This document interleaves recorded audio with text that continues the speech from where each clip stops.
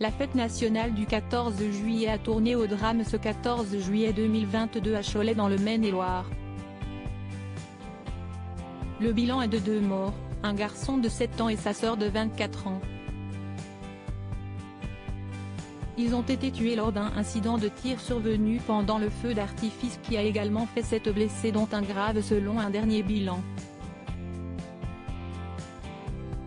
L'enquête, ouverte pour homicide involontaire, devra déterminer les circonstances précises de l'accident, survenu peu après 23 h sur un terrain stabilisé près du stade de Cholet, a précisé le procureur de la République d'Angers, Éric Bouillard, joint par l'AFP dans la nuit de jeudi à vendredi.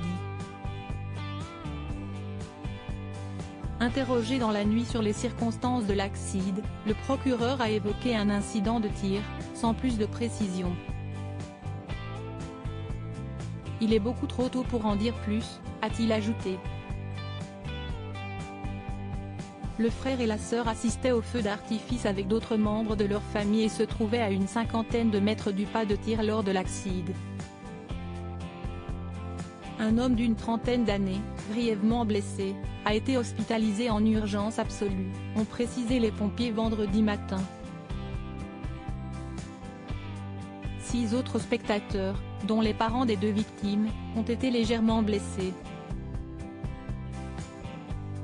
Ils ont été hospitalisés en urgence relative, selon le service départemental d'incendie et de secours, SDI, du Maine-et-Loire.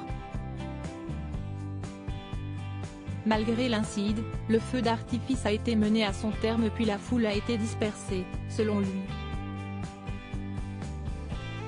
Environ 70 pompiers ont été dépêchés sur place, selon le Courrier de l'Ouest.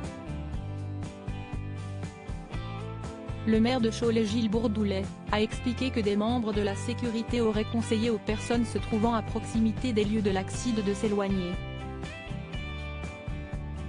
La municipalité travaille depuis des années, 1994 selon BFM TV, avec l'artificier chargé du feu d'artifice, a-t-il ajouté, et si est-il la première fois qu'un tel drame survient pendant les festivités du 14 juillet à Cholet selon lui.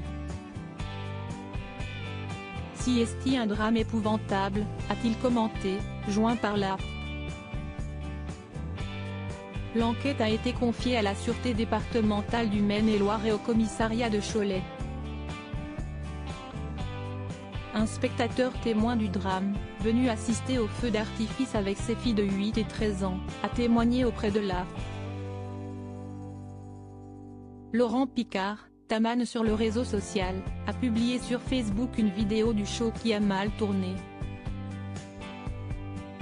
Des images spectaculaires puis brusquement effrayantes.